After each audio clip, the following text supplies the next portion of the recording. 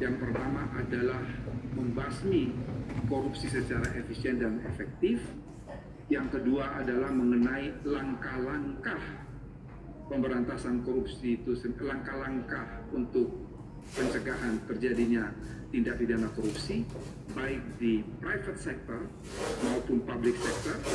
Dan yang ketiga itu adalah kerjasama internasional dalam perampasan aset kejahatan, atau kita menggunakan istilah dalam konvensi PBB itu mengenai aset recovery. Dan kita tahu persis undang-undang tentang perampasan aset itu RUU-nya sudah masuk ke DPR sejak April 2023 dan sampai saat ini belum diapa-apakan oleh DPR. Jadi bola panas itu bukan ada pada pemerintah, bola panas itu ada pada Dewan Perwakilan Rakyat. Mengapa substansi mengenai pemberantasan tindak pidana korupsi ini penting untuk saya kemukakan? Karena di dalam konvensi PBB mengenai anti korupsi itu, meskipun tidak ada definisi mengenai korupsi, tetapi ada beberapa hal yang penting bagi state party untuk melakukan perubahan dan disesuaikan. Di antaranya ada 11 perbuatan yang dikriminalkan menurut konvensi tersebut. Meskipun sebagian besar itu ada pada undang-undang kita, tetapi ada juga yang belum ada di dalam undang-undang kita. Antara lain adalah mengenai trading in influence, memperdagangkan pengaruh, kemudian ada embezzlement in private sector, penggelapan di sektor private, dan bribery in private sector, jadi korupsi di sektor swasta. Meskipun kalau kita mempelajari betul konvensi PBB mengenai anti korupsi itu, 11 perbuatan yang dikriminalisasi itu dibagi menjadi 2. Ada 5 yang bersifat mandatory dan 6 bersifat non-mandatory. Yang bersifat mandatory ini berarti bagi setiap state party wajib hukumnya untuk memasukkan ke dalam undang-undang nasionalnya. Sedangkan yang bersifat non-mandatory itu memberi kebebasan kepada negara-negara peserta konvensi. Sesungguhnya sifat mandatory dan non-mandatory itu memperlihatkan suasana kebatinan dari peserta konvensi.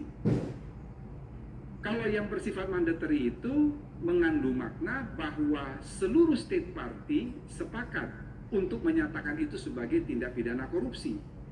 Tetapi yang bersifat non-mandatory itu berarti tidak ada kesepakatan dari state party sehingga memang memberi keleluasaan kepada state party untuk memasukkan atau tidak memasukkan itu ke dalam undang-undang nasionalnya. Memang ketika KUHP baru itu dibuat, ada bab tentang tindak pidana khusus, sempat terjadi perdebatan. Apakah kita akan memasukkan beberapa ketentuan dalam YNCS itu dalam KUHP, tetapi kemudian tim ahli bersepakat yang dimuat itu hanyalah bersifat core crime dan yang lainnya biarlah dilakukan perubahan di dalam undang-undang pemberantasan tindak pidana korupsi. Jadi dari segi undang-undang ini memang kita harus membenahi. Yang kedua, tentunya kita berbicara soal penegakan hukum itu sendiri. Ini ada komplikasi tersendiri dalam soal penegakan hukum. Mengapa saya katakan ada komplikasi tersendiri? Sebab satu tindak pidana memberikan kewenangan kepada lebih dari satu lembaga penegak hukum. Polri berhak, Kejaksaan berhak, KPK juga berhak. Sebenarnya tidak menjadi soal. Yang menjadi persoalan apabila ada perbedaan standar dalam melakukan penegakan hukum. Itu tidak boleh terjadi karena sesungguhnya melanggar prinsip-prinsip dalam due process of law. Sederhana saja. Kalau kasus korupsi itu ditangani oleh Polri, maka di situ berlaku asas diferensiasi fungsional. Polri hanya melakukan penyidikan. Penuntutan diserahkan kepada kejaksaan. Kalau korupsi itu disidik oleh Kejaksaan Agung, tidak ada diferensiasi fungsional. Dia nyidik, dia nuntut. Demikian juga oleh Komisi Pemberantasan Korupsi. Tidak berlaku asas diferensiasi fungsional. Dia sidik, dia tuntut. Jadi sebetulnya dari sisi due process of law ini ada permasalahan tersendiri. Karena perbedaan standar.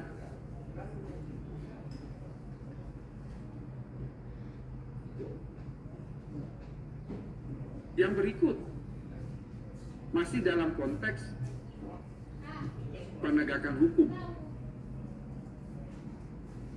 terhadap lembaga-lembaga yang memang menurut undang-undang diberi kewenangan untuk melakukan penegakan hukum terhadap tindak pidana korupsi. Katakanlah berdasarkan Undang-Undang Komisi Pemberantasan Korupsi ada 3 kriteria. Kalau korupsi itu melibatkan penyelenggara negara, pejabat negara, dan seterusnya. Di atas 1 miliar mendapatkan perhatian publik. Tetapi tidak berarti bahwa polisi dan jaksa tidak bisa melakukan penyidikan dan oleh jaksa juga penuntutan. Jadi ada komplikasi tersendiri. Celakanya kalau pasal 6 dalam Undang-Undang Pemberantasan Tindak Pidana Korupsi, di mana KPK diembangi kewajiban untuk melakukan koordinasi dan supervisi, itu tidak berjalan. Saya ingat dulu ada perkara, kalau Prof. Romli masih ingat, dalam penjualan kapal tanker oleh mantan Menteri BUMN Laksamana Soekardi. Hari ini dipanggil Mabes Polri, menyidik kasus yang sama, daftar pertanyaannya sama, besok dipanggil Kejaksaan Agung, lusanya dipanggil KPK. Nah, ini kan celaka dari sisi due process of law. Ke depan bagaimana supaya bersinergi dalam strategi penegakan hukum tindak pidana korupsi. Kemarin sebetulnya dalam satu rapat dengar pendapat antara Komisi 3 dan Kementerian Hukum dan HAM, ada usulan dari Mas Johan Budi, mantan juru bicara KPK, kemudian menjadi juru bicara Presiden, dan sekarang menjadi anggota Komisi 3, partnernya, mitranya Kementerian Hukum dan HAM. Ada wacana yang secara pribadi, sekali lagi saya katakan secara pribadi ya, sebab bicara sebagai wamen itu kadang-kadang harus hati-hati, nanti dikira itu suara institusi.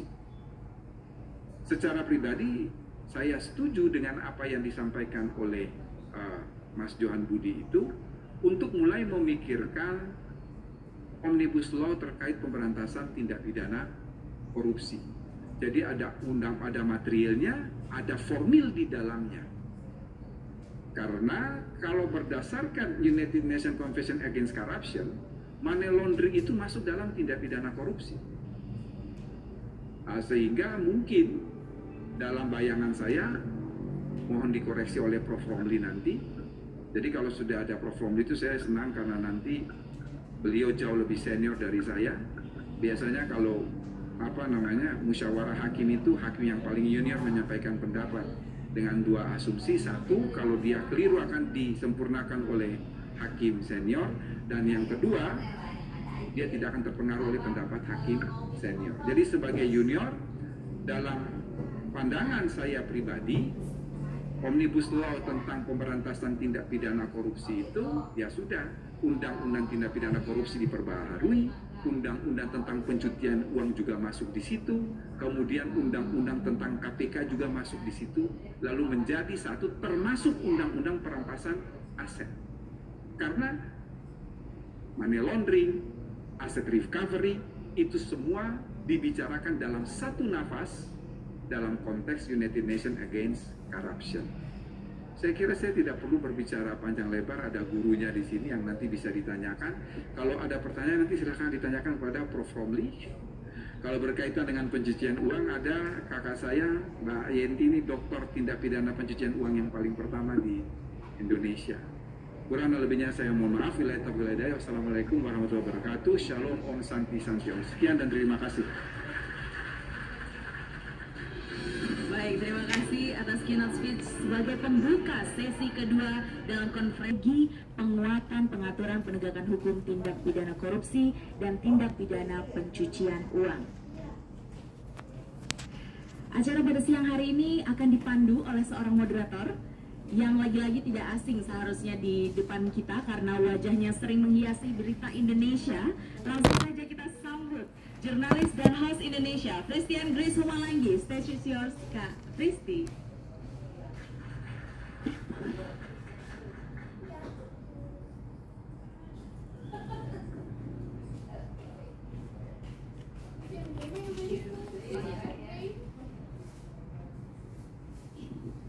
Oke, terima kasih yang terhormat Wakil Menteri Hukum dan HAM. Ini sekaligus saya berapa bulan nih sama beliau di Palmerah. Beliau punya acara tapi kayaknya berhenti. Kita juga menghormati ketika beliau mendapat amanah menjadi Wakil Menteri Hukum dan HAM. Dan sampai saat ini masih tetap menjadi salah satu begawan hukum. Katanya paling junior sih di antara yang lain ya. Makanya tadi kasih tugasnya ke Prof. Romli. Makanya saya juga jadi bingung nih. Apakah saya perlu memperkenalkan dua begawan hukum? Kayak udah kenal semua ya. Perlu nggak saya kenalin? Nggak perlu ya? Sudah terkenal ya? Sangat terkenal, sangat terkenal. Oke, mungkin lagi persiapan. Nanti saya mohon kalau gitu diberi tepuk tangan yang meriah karena ini udah jam 2:30. Tapi percayalah, Prof dari tadi udah datang lebih dulu, 2 jam lebih dulu dan sangat aktif ngobrol dengan saya, wartawan dan beberapa wartawan lain. Jadi luar biasa. Prof usianya 79 tahun. Tadi Prof Edi sudah menyebutkan bahwa bukan orang baru di Kementerian Hukum dan HAM, bahkan orang dalam di BPHN ya. Beliau tadi ada dari BPHN sebenarnya, staf dari BPHN yang wawancara, coba ngobrol dengan Prof, ditanya lahir tahun berapa. Sangat muda, ternyata Prof jadi kepala BPHN belum lahir. Belum lahir ini ya. Iya bener ya Prof ya tadi ya? Iya, udah belum lahir. Jadi luar biasa, kita akan mendengarkan pandangan-pandangan beliau. Sudah siap? Nah, sudah siap. Tadi udah protes katanya, ini panitia minta saya berdiri nih pidatonya. Enggak Prof, udah ada kursi. Oke, saya akan bacakan namanya dan mohon untuk diberi tepuk tangan yang meriah. Yang pertama adalah Profesor Dr. Romli Atmasasmita, SHLLM. Silakan Prof, diundang ke depan Prof.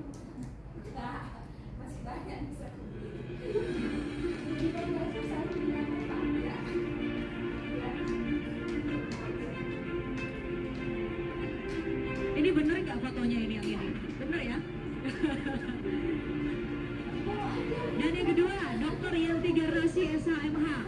Dipersilakan. Saya mohon izin Prof Edi untuk mulai diskusinya.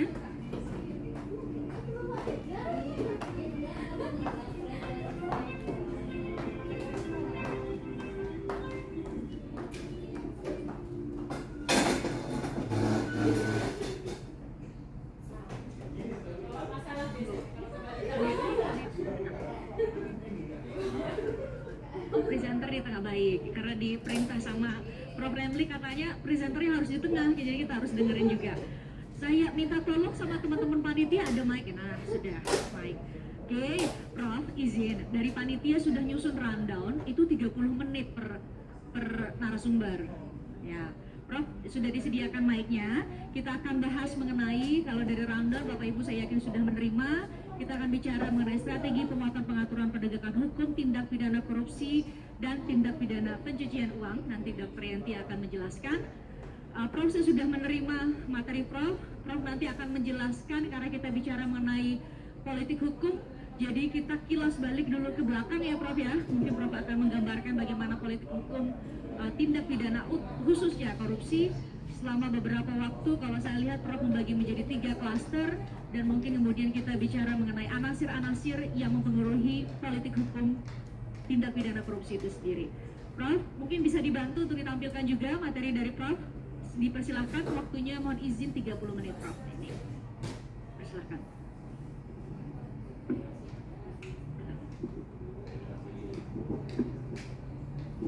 Pertama-tama saya ucapkan terima kasih kepada Menteri ya, Pak Yasona, dan juga Prof. Edi sebagai Wamen, dan juga kepala BPHN.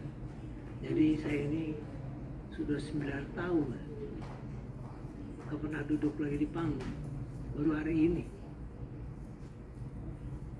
Jadi ini nostalgia ya. Ketemu teman-teman pegawai BPHN ya kan? Nah kebetulan dalam nostalgia ini saya diminta untuk bicara. Yang saya bicarakan ya itu juga, apalagi gitu kalau nggak korupsi ya kan. Makin banyak kita bicara korupsi, makin korupsi makin tinggi, bukan makin berkurang. Luar biasa ya. Saya mati gitu ya, biar aja itu, biar aja. Nanti juga, karena ini waktunya 30 menit, jadi ngomong seenaknya aja dah ya. 30 menit nih ya. Jadi gini, jadi maksud saya kita flashback ke belakang. Ini buatan saya nggak minta disetujui, kritisi ya, fase-fasenya itu. Ini mikiran saya aja, belum tentu saudara setuju, tapi itulah yang saya tahu ya. Ya, fase yang terakhir aja deh, karena waktunya 30 menit, yang saya aja tolong dibuka ya, yang terakhir ya aja lah.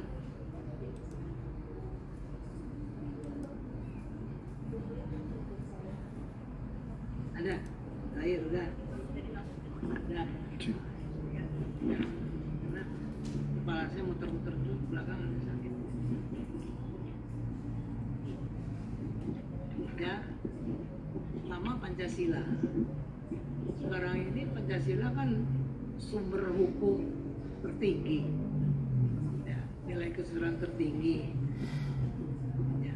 Jadi udah nggak bisa main-main lagi ya. Semua bentuk perundang-undangan harus mengacu kepada Pancasila. Pancasila yang saya lihat sebetulnya sederhana. Kalau kalian bertengkar, damai aja. Ngapain?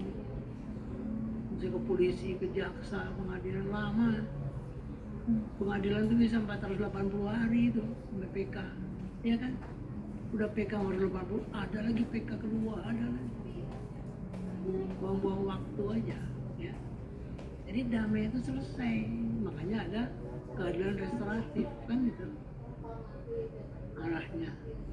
Tapi keadaan, ada polisi nggak jaksa di sini? Ada ya?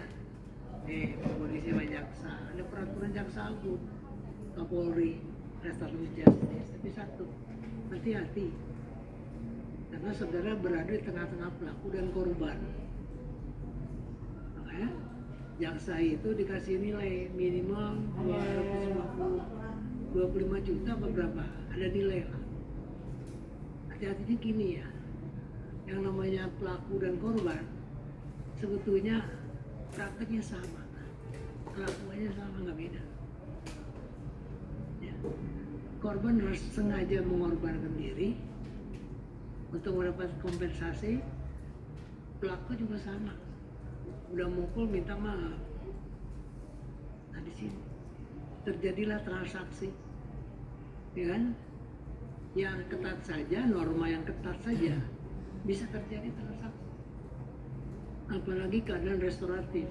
Jadi saya ingat pemasyarakatan, ada orang pemasyarakatan, mulia sekali itu Soeharto. 10 prinsip pemasyarakatan luar biasa, harus diakui sebagai sesamanya, bla bla bla bla, dibina ya. Tapi kalau saya tanya ke masyarakat, dan berapa sih yang berguna dalam masyarakat, belum ada datanya sampai sekarang. Yang ada apa, bolak balik lagi dia masuk penjara Nah ini, jadi apa yang kita cita-citakan, idealisme kita itu jauh dengan kenyataan. Nah itulah hukum Dasein dan Solon, hukum alamiah itu nggak bisa digubah. Nah, tinggal kita memperkecil saja, Solonnya diperkecil. Kalau bisa Solon gitu. Ya ini yang belum kita pahami. Ya. Makanya ketika Bappenas menyusun anggaran, Kejaksaan, Kepolisian, KPK itu mintanya berapa perkara setahun. Jadi ukuran keberhasilan itu jumlah perkara. Makin banyak perkara, duitnya makin banyak. Makanya berburu semua. Kulit.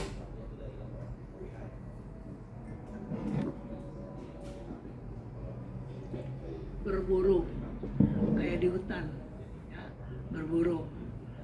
Buruan nggak ada coba diada-adain aja.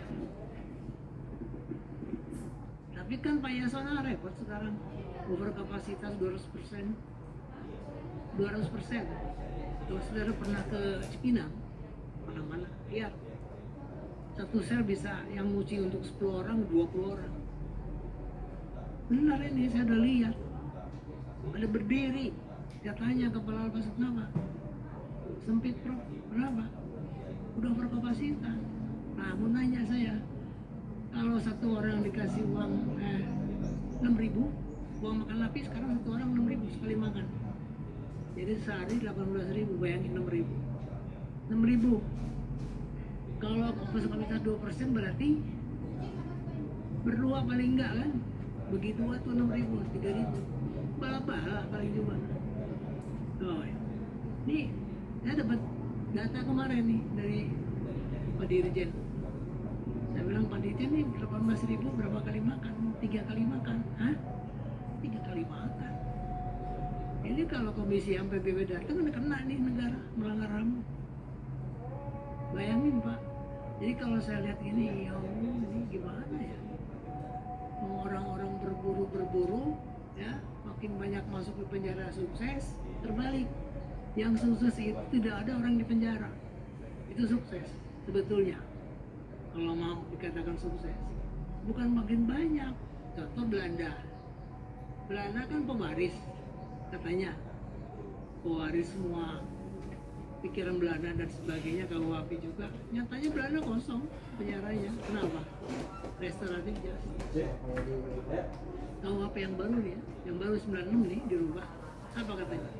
Setiap terdakwa berhak meminta penuntut untuk menghentikan.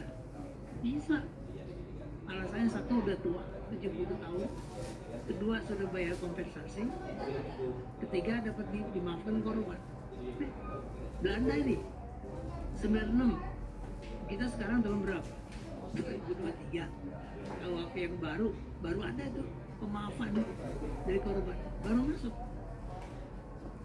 Nah ini kita sudah kehilangan waktu, tenaga, biaya, dan dana untuk menyelesaikan pekerjaan kita yang nggak akan selesai. Jadi kita itu menyelesaikan sesuatu yang disebut unending problems. Tapi kita tahu apa nggak tahu, pura-pura nggak tahu, terus gimana, nggak ngerti. Ini masalah kita loh. Ya, masalah kesadaran, bukan kesadaran hukum aja, kesadaran berbangsa dan bernegara itu juga harus melekat waktu kita melakukan tugas-tugas hukum. Ya kan? Jadi banyak masalah. Ini 96 ya. 2023 itu banyak masalahnya. Ya.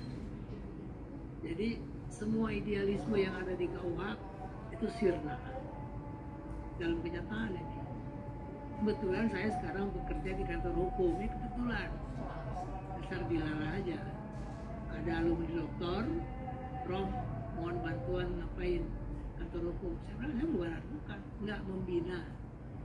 Ya, saya mau membina lawyer kan. Dia mah jangan ketawa dulu. Ya. Sama saya lihatin lawyer ada 20.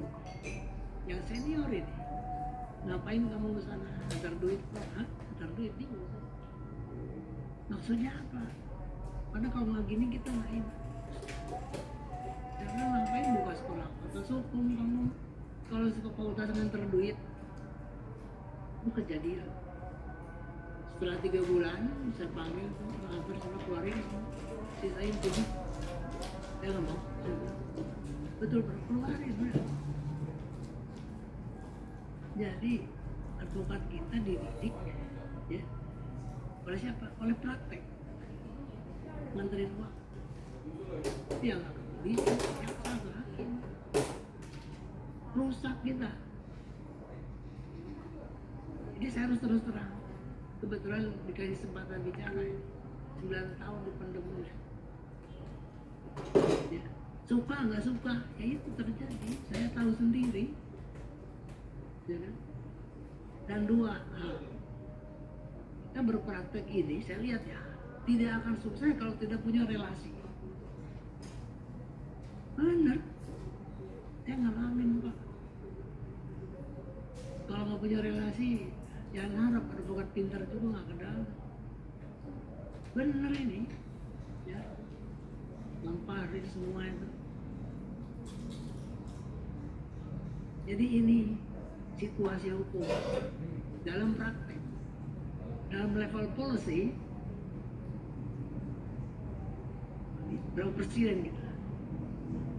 7, nggak satu pun, maaf nih ngomong terus, nggak satu pun care sama orang hukum. Masalah. Kalau beliau silakan tanya kejaksaan, itu hanya untuk mengatakan saya nggak tahu. Artinya kalau saya tahu ya nggak peduli, iya kan? Coba itu yang terjadi. Arah makanya jaksa agung, polisian, KPK sama aja. Mana ada orang KPK? Sama aja. Saya beritahu Pak Firly, tahun 2006 gini aja bubar. KPK nggak usah ada lah, bubar, kembali ke jaksa. Buang-buang duit. Ya.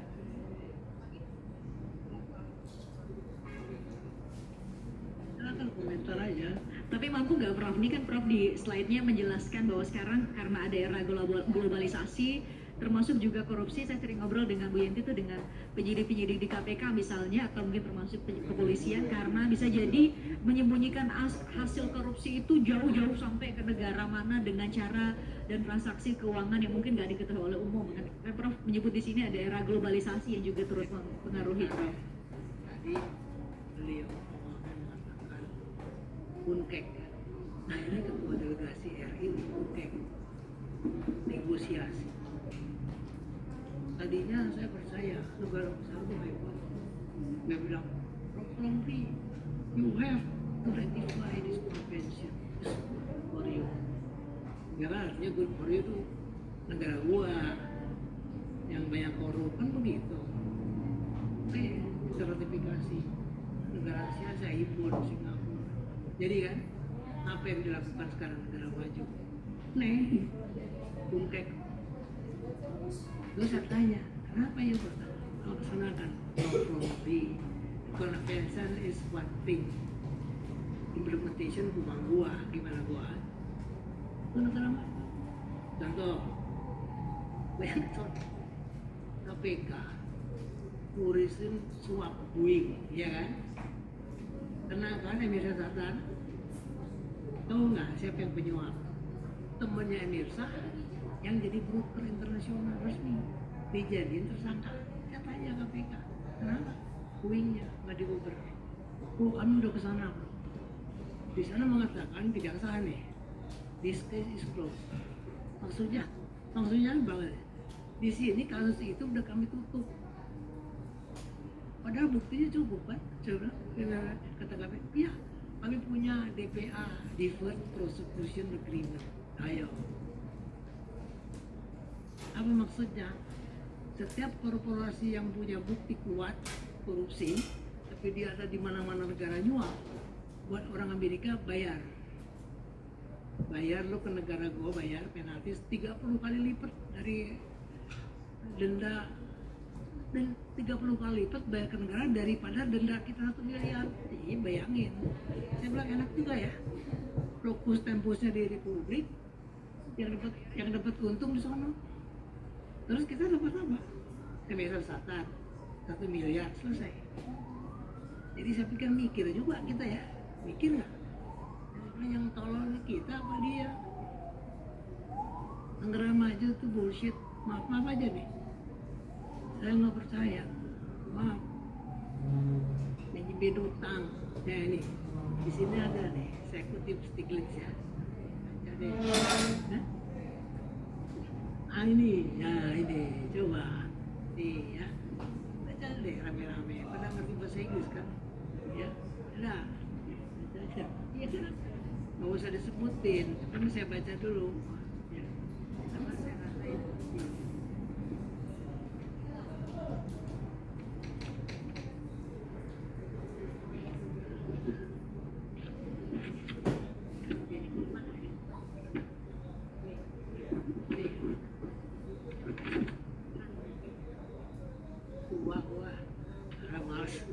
Ribet.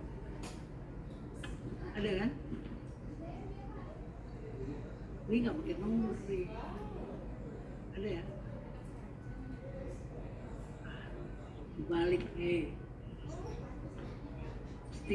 Ya ini sini. Stiglitz ini penasihat ekonomi Clinton. Joseph Stiglitz bukunya banyak. Ya. Banyak bukunya. Ya. Tulis 3 saya baca semua. Ya ampun, saya bilang ini negara gua. Saya bilang gini nih. Ya, lagi dari sini.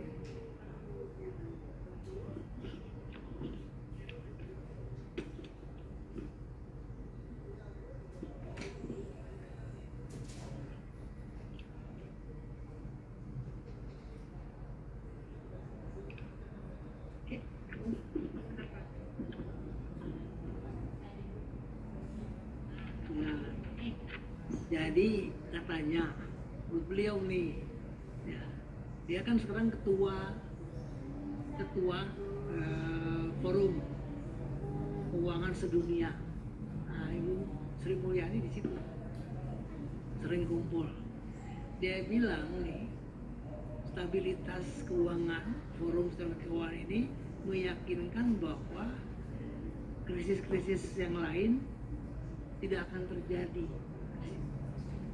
Akan tetapi ya, it was guided by some of the same of economic tools.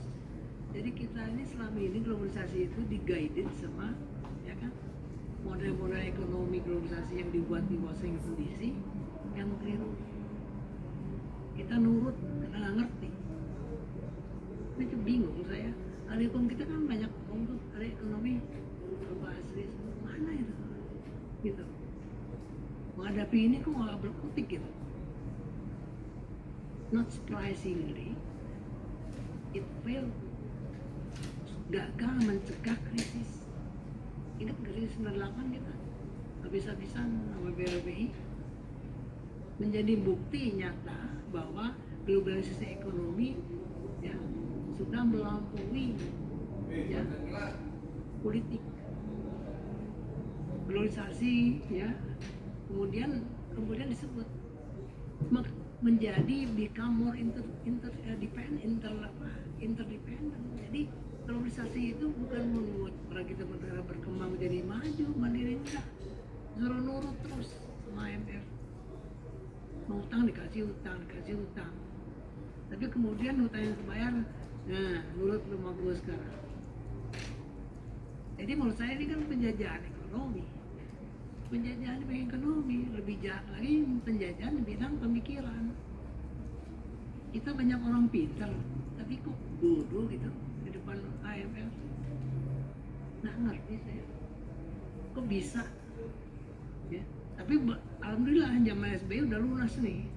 Nah, tapi sekarang utang lagi, ya kan? Nah, ini ya, jadi ini pandangannya bahwa negara maju menguasai semua aspek kehidupan umat manusia, dan negara berkembang dipandang kecil dan tidak mampu berdiri di atas kakinya sendiri. Berdikari itu nggak ada. Di mata orang-orang sana nggak ada. Jadi kalau Pak Jokowi mau udah hilirisasi udah benar, mau berdiri sendiri, pasti dia nggak disukai, pasti diganjel, diapain macam-macam. Tapi di dalamnya nih ya, orang kita nih, bangsa kita nih mau jadi tuh pesuruh, mau jadi pecundang, jadikan alat asing untuk bikin rame gitu, ya. Bingung saya. Nah, kemudian sehingga secara moral Stiglitz itu menyalahkan sikap negara maju yang istilahnya memberikan ikan tapi bukan kail. Ya kita gini terus nih. Tapi kita nggak sadar kan, rasanya katanya kalau dapat utang besar tuh percayaan internasional makin besar. Apa main kita anak kecil? Dikadalin gitu ngomong. Sri Mulyani itu sekarang tekanan inflasi 16.000 kan? Apa katanya? Karena tekanan globalisasi. Bilang aja nggak mampu. Mundur. Bingung saya, dibiarin lagi. Jadi gini ya, apakah ekonomi, apakah hukum ini policy ya? Tidak konsisten, tidak jelas dan tidak tegas.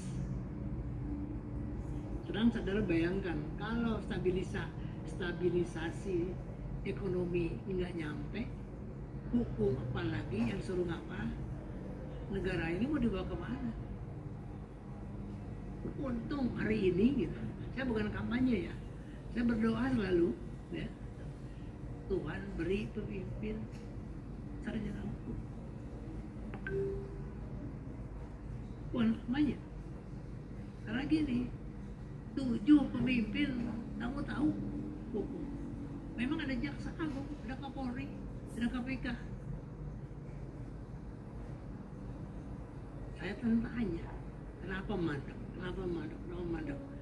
Tunggu instruksi, bagaimana? Dia ngomong terus terang. Gimana negara saya? Ya, presiden diam-diam juga cawe-cawe kok, nggak hukum. Ya catat aja nih, ternyata Pak Muldoko saya ngomong nggak benar kalau begini dari dulu sampai sekarang. Jadi nggak pernah yang namanya jaksa agung independen, bohong. Kapolri apalagi KPK juga independen, bohong. Kalau mau tahu, saya bingung sendiri bikin orang-orang yang hebat. KPK kan hebat tuh. Wah, supervisi, koordinasi, Amir Ali, luar biasa. Apa yang terjadi? KPK mah melimpahkan perkara ke polisi, nggak jelas. Ya, tapi kejadian. Jadi saya ngomongnya bukan hayalan Pak Romli, enggak. KPK melimpahkan perkara ke polisi. Kenapa? Nggak mampu dia. Bukan kenapa? Bukan nggak mampu. Ada korelasi. Bagaimana kalau KPK udah kayak gini? Iyalah, pokoknya dampak global nih. Global. Kan ada beberapa tuh dampak ya, struktural, dampak substansial. Ini terakhir budaya kan? Ya. Budaya tadi apa? Kesadaran hukum, ya kan? Tapi sekarang mau tanya, kalau betul ada hukum nasional, yang mana itu? Nggak akan. Kita ini 34 provinsi, berapa suku? Oke, pasal 2 KUHP, ngajak tuh, nih pasal 2. Asal legalitas dibuang, sampingkan, pakai nilai-nilai hukum adat. Saya tanya almarhum Romli, nilai hukum adat yang mana mau dipakai? Banyak tuh, Romli 34. Yang mana? Kan mikir saya, yang susah bukan kita yang mikir, polisi yang di depan, ya kan? Jangan sampai ada konflik polisi dengan masyarakat adat. Ada sekarang nih, Pak Wamen udah pergi. Mana PP? Ada 4 PP tuh Pak, Kepala BPN 4 PP. Wajib. Satu pun belum ada. Saya tanya juga Pak Yosona, lagi di proses. PP-nya nih penting. Kalau PP-nya nggak ada, bubar nih. Jadi ini beritahu tuh gini, supaya cepet-cepet dong dari sekarang beresin, supaya kita sosialisasi gitu kan. Ya kalau santai aja nanti lihat aja KUHP. Bukan jadi bagus bencana. Contoh nih bencana ya KUHP. Bukan ngeritik yang bikin. Bagus, Pak Bada bagus, Pak Muladi bagus, hari ini bagus. Cuma satu, operasionalnya gimana? Contoh, kebebasan putusan kehakiman. Sekarang kan kehakiman bebas sebebas-bebasnya itu hakim sampai dapat suap. Hakim Agung. Pertanyaannya, kata orang KUHP yang bikin, ini harus dibatasi Hakim Agung. Kasihlah pasal pedoman pemindahan 11 hal yang harus dipertimbangkan hakim waktu dia memutus. 11. Walaupun alternatif atau tapi kalau 11 itu gak ada nih dipertimbangkan, batal nih putusan. Makanya berat buat polisi, berat buat hakim. Berat. Saya tanya Pak Wamen, udah sosialisasi belum? Sudah bro, jalan-jalan kemana-mana. Saya bilang yakin nggak? Ngerti? Saya nggak tahu. Ya. Makanya saya ngomong nggak pakai itu, nggak tahu. Kemana aja pokoknya. Jadi strategi korupsi itu dulu ya, cerita ya. Ada KPKPN, masih ingat KPKPN yang memeriksa harta. Pak Yusuf Sakir, fraksi P3 bicara. Nanti kekayaan Presiden Megawati saya periksa. Saya bilang, Pak Yusuf, saya telepon ngomong apa? Dibubarin nanti kalau gini caranya. Nah. Jadi betul, begitu undang-undang KPK masuk, DPR dibahas. Fraksi itu DPR, jadi keluarin, Bawaslu setuju bubarin, masukin di undang-undang KPK, masuklah, bubar nih KPKP, Yasin saya bubar, ya kan? Artinya apa? Strategi yang kita pikir waktu buat undang-undang 8 ini buyar, pencegahan pasti terlambat ya. KPK nggak mampu harus mencegah. Saya datangi KPK dari itu pencegahan, diapain ya? Kayak apain kita? Tumpuk aja bro, jadi nggak diperiksa nggak. Nah tugasnya kan diklarifikasi. Nanti aja kalau ada perkara misalnya Pak Robi ini baru dibuka tuh RP Pak Robi, bukan mencegah. Padahal ya sekarang kejadian lagi.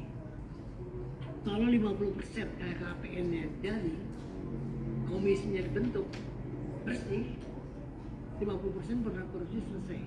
Benar. Kurang tuh yang masuk penjara. Sebetulnya jujur bener, tapi kebagian politik jadi berubah. Inilah kita gitu. Nah sekarang lihat ini sekarang KPK mau diapain? Saya udah lihat, saya udah bilang Pak Firly terus terang, kalau 2026 gini aja bubar aja deh Pak, nggak mampu. Sekarang masalah pemerasan lagi. Ini yang benar aja saya. Maaf, ini kadang-kadang ya ini ngapain? Katanya diperiksa, ya kan pansel, nanti ya panselnya. Terus di DPR diperiksa, ya kayak begini, gimana? Nangis saya terus terang aja, aduh gua capek-capek bikin KPK. Saya berjuang KPK itu dikorbankan saya, lawan Jaksa Agung saya. Marah tuh parah banget Jaksa Agung. Bagaimana Pak Dirjen? Ini ada korupsi diambil. Saya bilang Pak, kalau diurut nih, list kejahatan dari Aceh sampai Merauke panjang. Saya ambil satu Bapak ribut. Bilang ini kompromi. Dah, saya mundur. KPK tidak monopoli tapi korsup. Nah, di korsup kalau ada masalah, alasannya di pasal 12 diambil alih. Itu aja. Itu negosiasi. Diambil alih kagak. Izin Pro, waktunya sudah habis Bro. Oke, terima kasih ya. Itu saja. Nanti kita elaborasi di sesi tanya jawab. Bersyukur nih panitia memberi waktu lebih banyak buat kita tanya jawab, sejam kita bisa tanya jawab. Ya Prof ya. Oke. Sekarang kita dengarkan pemaparan dari Dr. Yenti untuk bicara mengenai tindak pidana pencucian uang justru sebagai strategi pemberantasan korupsi. Kalau saya yang biasa dalam tanda petik nongkrong di pengadilan tindak pidana korupsi, Bu Yenti, biasanya kadang-kadang jadi saya sebagai orang yang hanya mengamati dari jauh, kok kadang-kadang ada kasus korupsi yang sudah berbarengan dengan tindak pidana pencucian uangnya di saat di surat dakwaannya, tapi kadang-kadang juga enggak. Nah, gimana tuh sebenarnya kebijakan hukum kita sebenarnya untuk tadi kan Prof bilang kalau boleh sih ada omnibus law, meskipun mungkin publik nggak semuanya bisa menerima bahwa itu ada satu tarikan nafas sebenarnya tindak pidana pencucian uang, korupsi, tindak pidana pencucian uang dan perampasan aset. Silahkan Dr. Yenti, waktunya mau diizin 30 menit, mau dibantu teman-teman ditampilkan juga slide Bu Yenti, silahkan.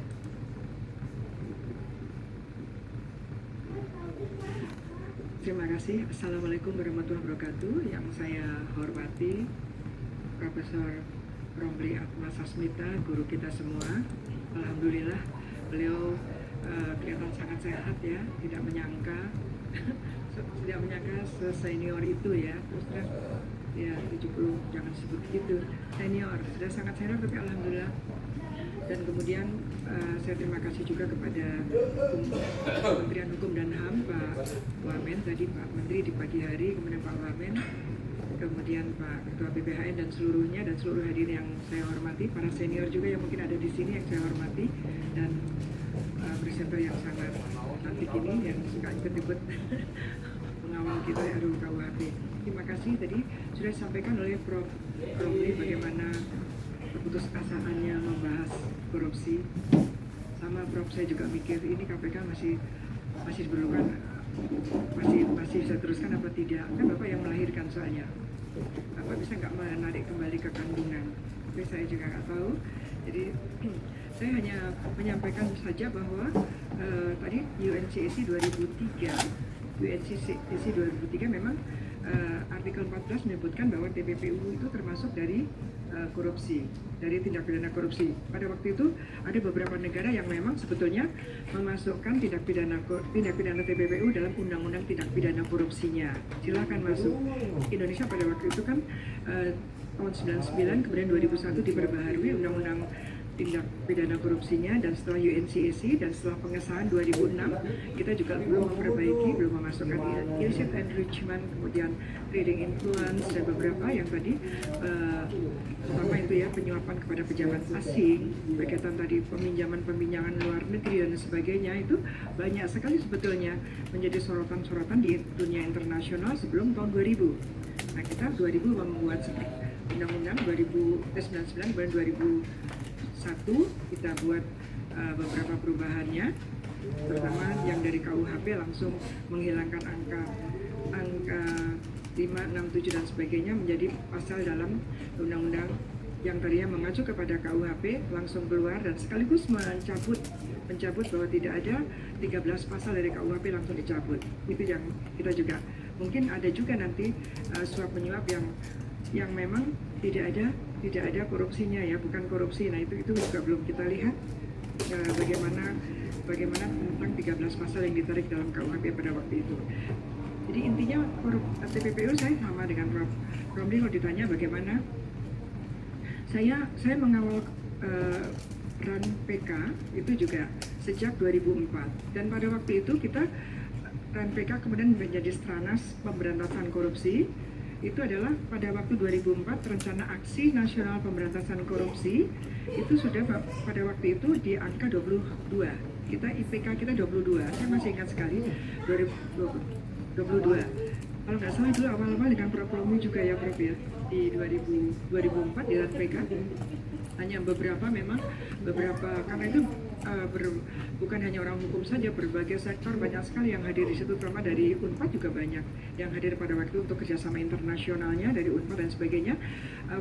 Prediksinya di tahun 20 tahun, di tahun 2024 itu di angka 60, yang terjadi sekarang 34 IPK-nya. Jadi sebetulnya blueprint-nya ada, tapi seperti disampaikan tadi, ya blueprint tinggal blueprint, tapi tidak dilakukan gitu. Ya memang malah turun ya, dan turun yang kemarin itu yang 2 tahun belakangan bukan karena penegakan hukum tapi pencegahan, justru tidak tercegah. Kenapa? Karena yang disoroti oleh internasional adalah banyaknya konflik of interest in between di antara legislatif dan parlemen, legislatif dan eksekutif, parlemen dan eksekutif. Artinya sampai dilihatkan itu sejak kejadian COVID, bagaimana perintah-perintah wajib untuk vaksinasi diwajibkan masyarakatnya, tetapi bayar. Itu tidak masuk akal. Kalau wajib ya nggak bayar, tapi tetap bayar. Nah, ketika bayar ada perusahaan-perusahaan tertentu yang menangani. Nah, ini potensi korupsinya tinggi sekali, dan itu menjadikan Indonesia pada waktu itu 2-3 tahun lalu itu menjadi buruk sekali performance-nya karena ada policy itu. Jadi banyaknya policy berkaitan dengan proyek-proyek dan sebagainya, di mana memang antara yang membuat policy dan pelaksana itu ada conflict of interest. Yaitu kita lihat sekarang apakah itu collusion, nepotisme, dan berakhir pada korupsi. Saya kembali kepada apa yang disampaikan Pak Romli tahun 1998, undang-undang berkaitan dengan KKN. 99 atau 98 ya Pak? 99 setelah reformasi ya Prof ya. Ya saya masih ingat pada waktu 99 setelah reformasi, pada waktu itu saya banyak minta petunjuk karena waktu itu bagaimana perubahan ini, karena waktu itu saya sedang mempersiapkan disertasi saya TPPU itu 99-2000. Nah, sebetulnya undang-undang TPPU sendiri adalah berdasarkan Konvensi 1988, yaitu ada suatu strategi. Maka saya selalu mengatakan bahwa money laundering di Indonesia maupun di dunia itu bukan new crimes, really new crimes, but this is the strategies how to combating economic crimes, all kinds of crime untuk di Eropa. Jadi sebenarnya strategi untuk lebih menguatkan pemberantasan kejahatan ekonomi dan pencegahan kejahatan ekonomi. Muncullah new crime, muncullah new criminalization. Memang ada undang-undang baru, tindak pidana baru, tapi tindak pidana ini adalah follow up crimes. Because harus ada money laundering dulu, harus ada kejahatan asal dulu, no money laundering without predicate offense. So, pasal 69 itu agak aneh juga kalau misalnya orang boleh dikatakan melakukan TPPU tanpa terbukti kejahatan asalnya. Itu tidak masuk akal secara, silakanlah penyidik, jaksa, dan hakim melihat bisa nggak pasal kalau belum sama sekali ada perbuatan korupsinya, ini konteksnya dengan korupsi, kemudian kita bisa menyatakan seseorang terkena TPPU. Tidak bisa. Dan ini pernah dilakukan oleh, saya berani menyampaikan di sini, oleh Polda Metro. Orang second layer langsung kena TPPU tanpa kejahatan asal dan bukan pelaku utama, lolos semuanya. Nah jadinya pemikiran itu saya menyampaikan ada juga penegak hukum yang main-main gitu ya, mungkin juga ditekan oleh pelapor gitu kan, legal-legalnya itu ya. Nah gitu itu bisa jadi, itu kan banyak so many problem di situ kan. Itu sebetulnya juga obstruction juga, sebetulnya polutif juga ya hal-hal seperti ini. Jadi sebetulnya tidak mungkin ada money laundering tanpa ada kejahatan asal.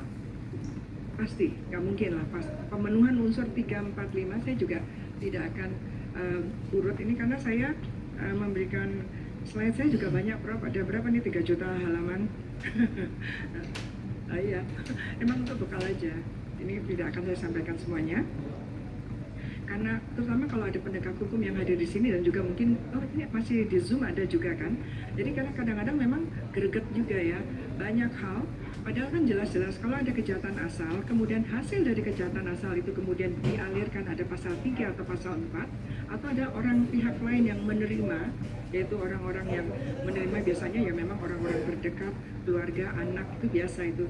Yang paling jelas untuk contoh adalah Menteri Pertahanan Yunani, itu berkaitan dengan korupsi alutsista.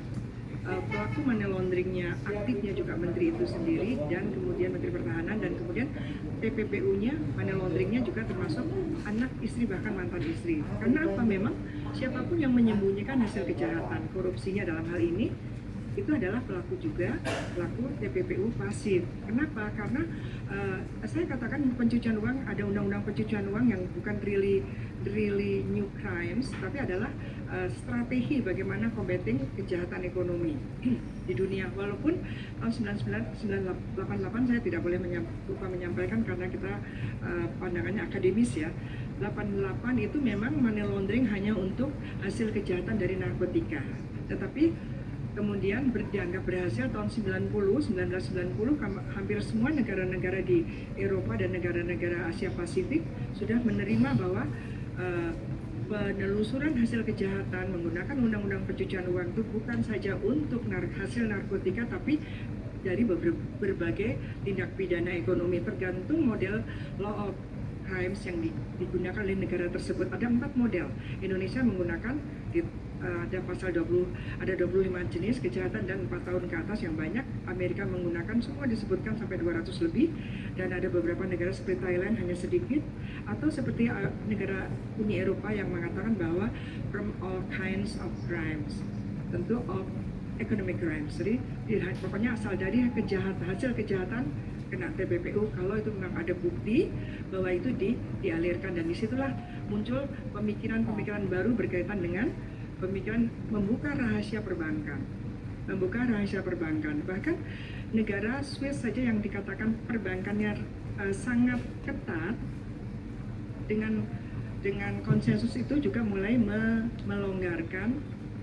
melonggarkan sehingga memang ada pergerakan yang tidak lagi semua ke bank Swiss, tapi ke negara-negara seperti negara kepulauan di sekitar sana yang memang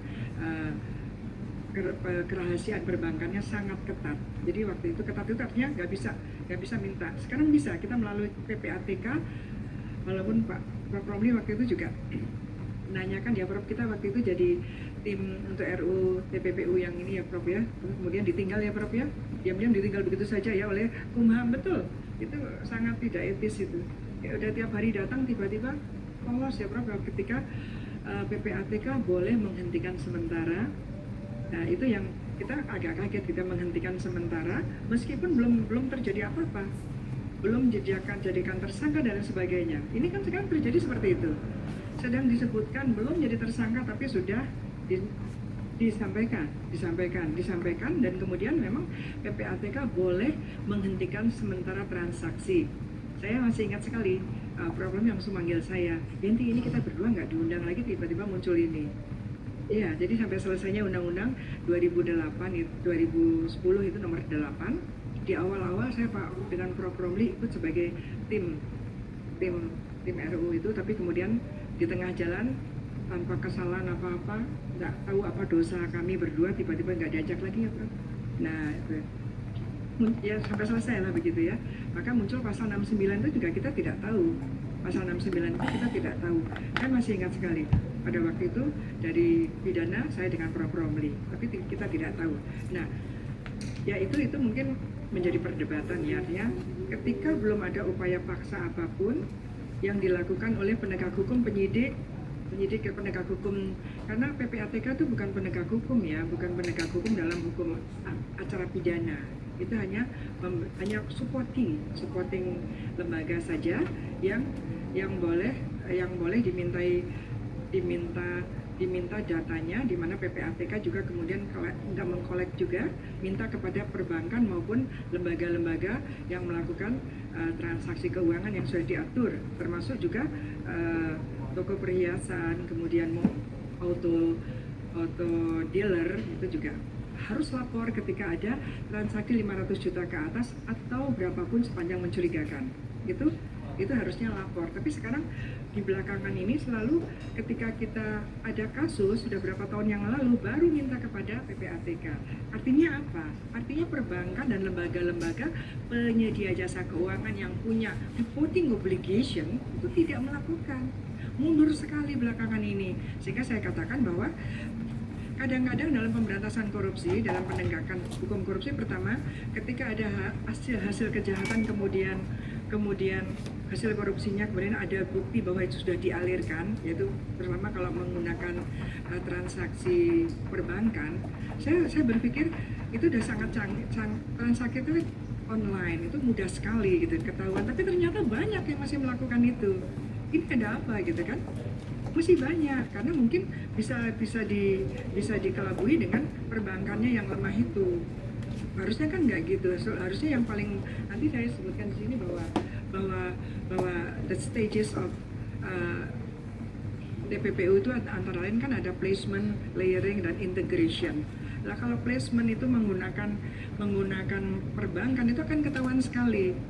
Tapi juga ada yang model kuno ya, model tradisional, yaitu yang selalu dilakukan oleh narkotika atau yaitu package to package ya, atau menggunakan kode-kode ya, kode saja gitu kan.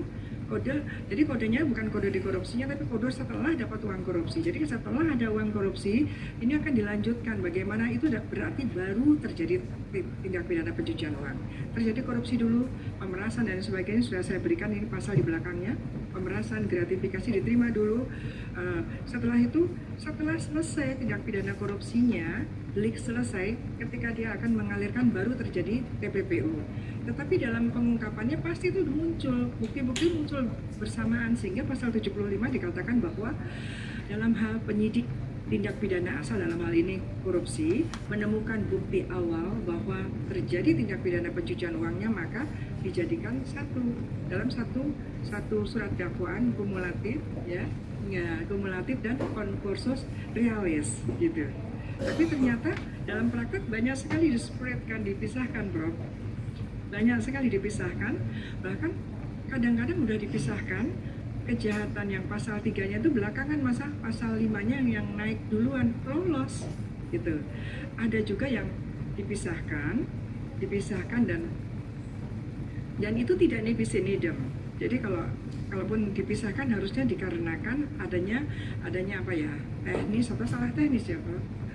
Saya nggak ngerti problematik teknik ya, apa problematik ini masalah misalnya udah terlanjur menahan sekian lama gitu kan, buktinya belum ketemu dan sebagainya, sehingga terpaksa dipisahkan. Ada juga begitu, tapi dipisahkannya pada waktu bersamaan gitu, artinya itu naik, kemudian ini naik lagi, ini enggak, itu sudah dipidana, bahkan sudah keluar dari pidananya waktu kejahatan asal baru dipanggil lagi.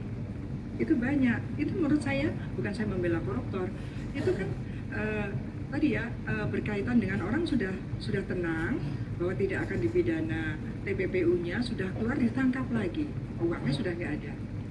Ya sebenarnya tidak nibis in idem, itu tidak nibis in idem, tapi kan tidak bisa seperti itu, semena-mena juga tidak bisa. Mestinya tidak seperti itu, dan tidak, no hopes, nggak ada harapan juga, web sudah tidak ada. Jadi hal-hal seperti ini banyak juga berkaitan dengan korupsi, dan TPPU itu sebetulnya bisa bareng bersamaan. TPPU itu berbicara tentang penelusuran aset, berarti berbicara penyitaan. Sehingga kalau ada TPPU dan korupsi dan TPPU, berarti ada dua mekanisme penyitaan yang bisa ada dua mekanisme yang bisa dilakukan. Penyitaan juga bisa melakukan penyitaan korupsi, yaitu kan ada tersangka ditanya tentang harta kekayaannya dan harta kekayaan keluarga. Artinya apa? Kalau pendekatan korupsi boleh, tetapi kalau pendekatan TPPU tidak.